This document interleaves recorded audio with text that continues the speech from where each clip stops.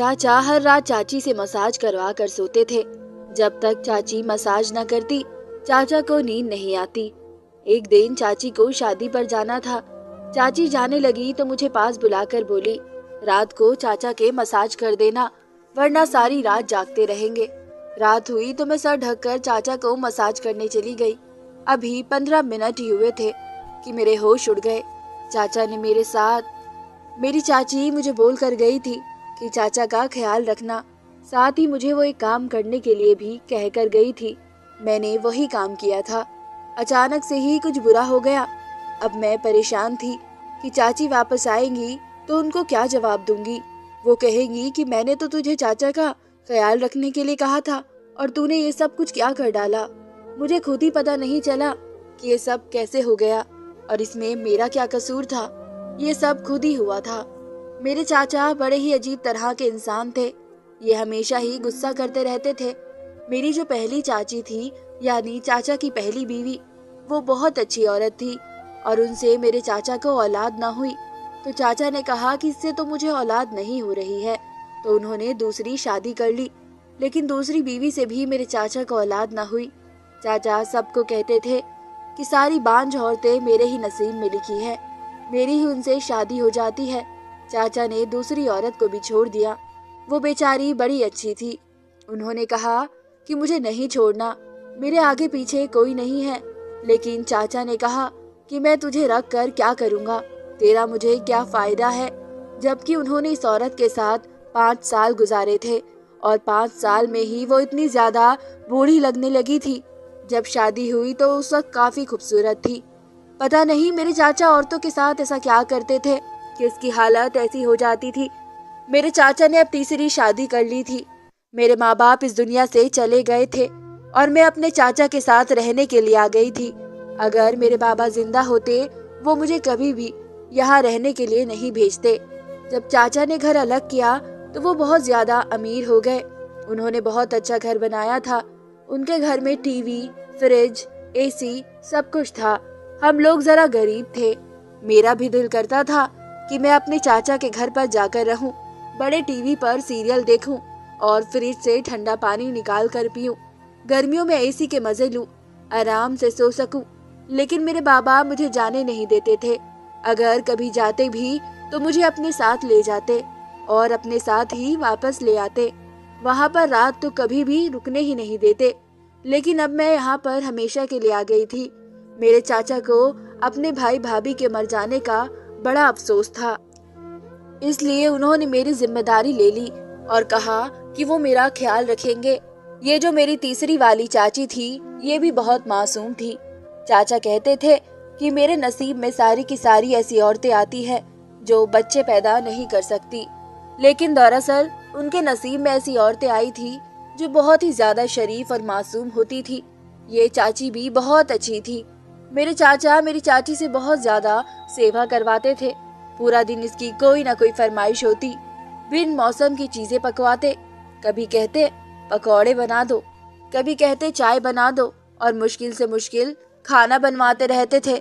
मुझे कहते थे कि तुम भी खाया पिया करो, ऐश किया करो, काम करने की कोई जरूरत नहीं है। वैसे घर के काम करने के लिए चाचा ने नौकर रखे हुए थे, लेकिन खाना पकाने की सारी जिम्मेदारी मेरी चाची पर ही थी। मैं उनकी मदद किया करती थी। पर मेरे चाचा कहते थे कि कोई जरूरत नहीं है तुम्हें काम करने की। अगर तुमने काम किया तो मैं भगवान के यहाँ जाकर अपने भाई को क्या मुंह दिखाऊंगा। चाचा को मुझसे बहुत मोहब्बत थी। उनको एक बार किसी आदमी ने कहा कि तुम्हारी तो तीसरी बीवी से भी औलाद नहीं हो रही, इसका मतलब कि शायद तुम्हारे अंदर ही कुछ गड़बड़ है। तो उन्होंने कहा कि मेरे अंदर कोई गड़बड़ नहीं है, बस मेरे नसीब में औलाद ही नहीं है। लेकिन अब मुझे औलाद नहीं चाहिए। मेरी तीसरी बीवी माँ बन सकती है, पर अब मैं बच्चा पैदा नहीं करना चाहता। कहाँ बुढ़ापे में बच्चा उठाकर फिरूंगा। बच्चे के तो 1000 काम होते हैं। अब तो मेरी अपनी दवाइयाँ खाने की उम्र आ गई है और मैं इसके लिए दूध और सामान कैसे लाता फिरूंगा। मेरा भाई दुनिया से चला गया है, इसकी बेटी मेरे घर रहने आई है।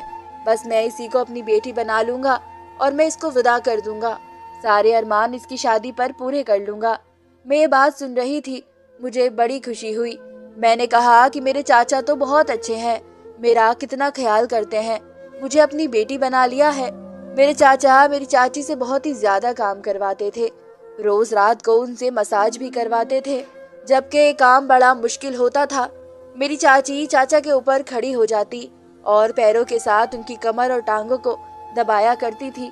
उनका इतना ज्यादा वजन नहीं था, शायद वो सिर्फ 40 किलो की होगी। चाचा 1-2 घंटे तक चाची से मसाज करवाते रहते थे। यहाँ तक कि जब चाची वापस आती तो खुद थक जाती थी। चाचा की एक बड़ी अजीब हरकत थी।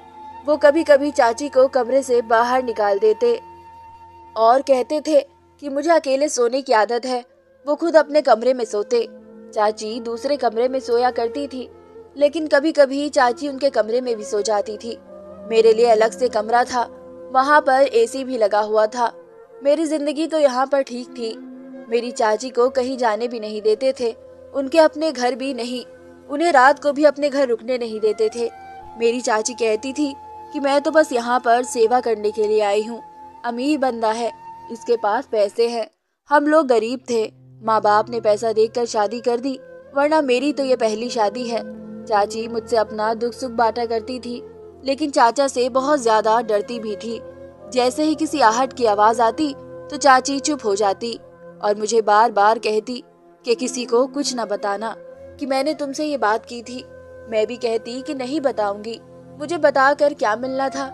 मेरी चाची अच्छी थी और चाचा भी। मुझे उन दोनों के साथ ही अच्छे तरीके से रहना था।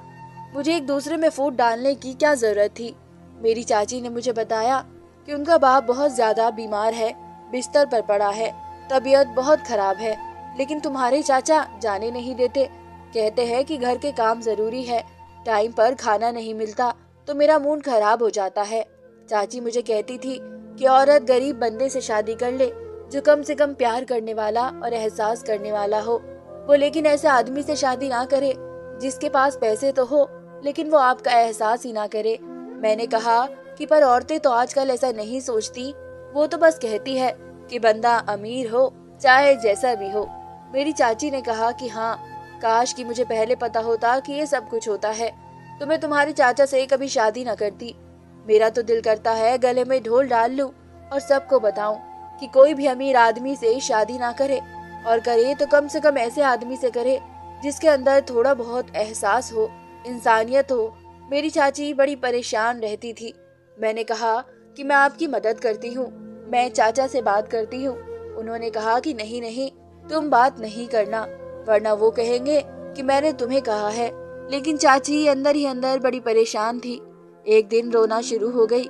चाचा ने कहा कि क्या बात है, क्यों घर में मनहूसियत फैलाई हुई है। मुझे बिल्कुल अच्छा नहीं लगता कि घर की औरत घर में बैठकर रोती रहे। जिस घर में औरत इस तरह बैठकर रोती है, इस घर से पैसे रूठ जाते हैं। तुम क्या चाहती हो कि मेरी कमाई खराब हो जाए? जब मेरे पास पैसे नहीं होंगे, सबसे पहले तुम ही मुझे छोड़कर जाओगी। मेरी चाची ने कहा कि मैं अपने बाप से मिलना चाहती हूँ। पता नहीं कब फोन आ जाए और पता चले कि बाबा इस दुनिया में नहीं है, आखिरी बार उनसे मिल भी ना पाऊं। अगर ऐसा हुआ तो मैं जिंदगी भर आपको कभी माफ नहीं करूंगी। मेरे चाचा को रहम आ गया और उन्होंने कहा कि ठीक है, चली जाओ, लेकिन सिर्फ एक रात के लिए। शाम को जाओगी और अगली सुबह वापस आ जाओगी। मेरी चाची तो इस पर ही खुश हो गई। उन्होंने कहा ठीक है। मेरे चाचा ने थोड़े पैसे दिए और कहा कि उनके लिए कोई चीज भी ले जाना और मेरी तरफ से भी पूछ लेना। चाची ने कहा कि अगर आप भी साथ चलते तो। मेरे चाचा ने कहा कि मेरी तीसरी शादी है, पहली नहीं जब मैं ससुराल का मुंह देखूं। मुझे कोई जरूरत नहीं है। तुम अच्छी औरत हो, मेरा ख्याल तो करती हो, लेकिन तुम्हारे बहुत नखरे हैं। अगर ज्यादा नखरे करने हैं तो वहीं पर बैठ जाना, मैं तुम्हें तलाक के पेपर भेज दूंगा। मेरी चाची तो डर गई। मैं चाचा का रवैया देख रही थी, कितना गलत रवैया था। चाची ने उनके साथ हमेशा अच्छा किया, लेकिन चाचा ने आज उनको ऐसी बात कह दी थी। ऐसे नहीं कहना चाहिए था। उनका कसूर ही क्या था। वो कहने लगी कि दिल तो नहीं कर रहा कि जाऊं, लेकिन एक तरफ बाप है और एक तरफ मेरा घर है, और बाप इस दुनिया से जाने वाले हैं। अगर बाप से ना मिली तो जख्म बन के मेरे दिल में बात बैठ जाएगी, मुझे अंदर ही अंदर खाई जाएगी। लेकिन अगर वहां से आने में देर हो गई तो तुम्हारा चाचा मुझे तलाक दे देगा।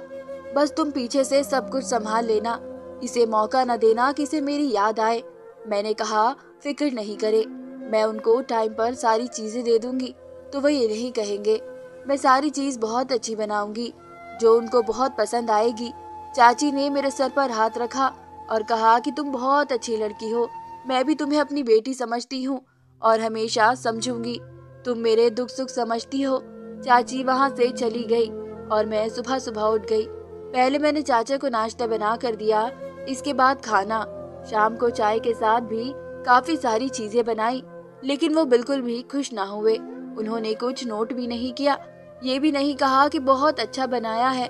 वैसे तो वो मुझसे इतना प्यार करते थे, लेकिन इस मामले में उनकी जुबान से एक अल्फाज भी नहीं निकलता, क्योंकि शायद उनको औरतों की तारीफ करने की आदत ही नहीं थी। नहीं तो मेरी चाची भी बहुत अच्छा खाना बनाती थी, लेकिन उन्होंने कभी तारीफ के दो बोल नहीं बोले थे, बल्कि हमेशा ही कहते थे कि इससे भी अच्छा बन जाता अगर तुम थोड़ी मेहनत कर लेती तो। रात हुई तो चाचा ने मुझे आवाज दी।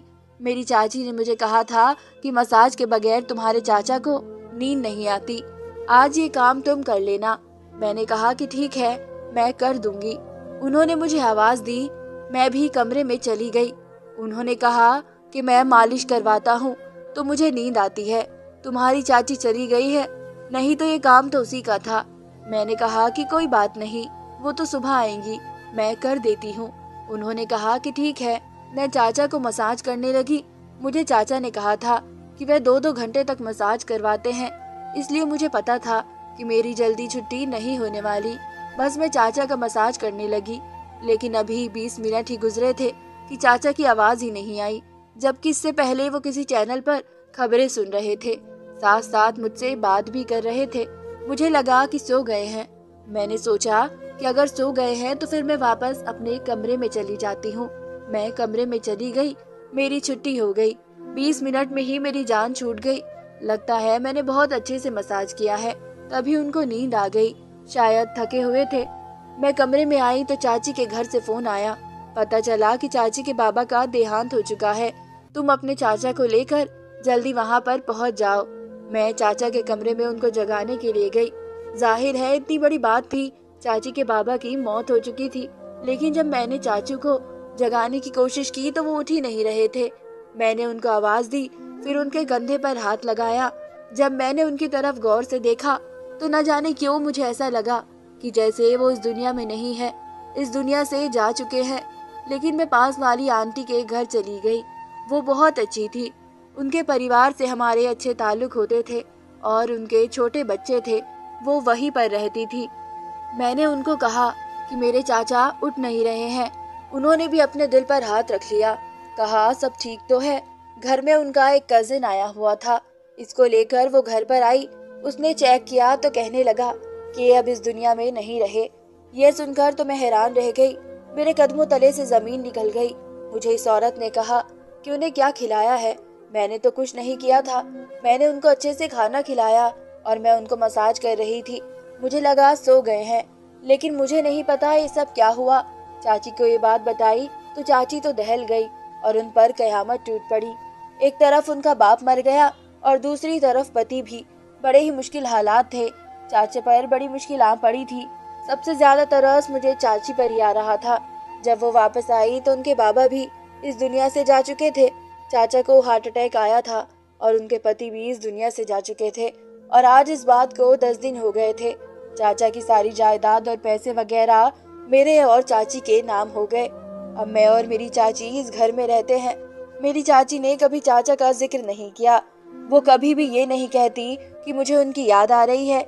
याद भी कैसे आएगी, उन्होंने उनको बहुत तंग किया था। मेरी चाची की एक बहन थी जो अकेली हो गई थी, वो भी हमारे साथ रहती थी। इसकी मेरी उम्र के बराबर उम्र थी और मुझे तो एक अच्छी सहेली मिल गई थी।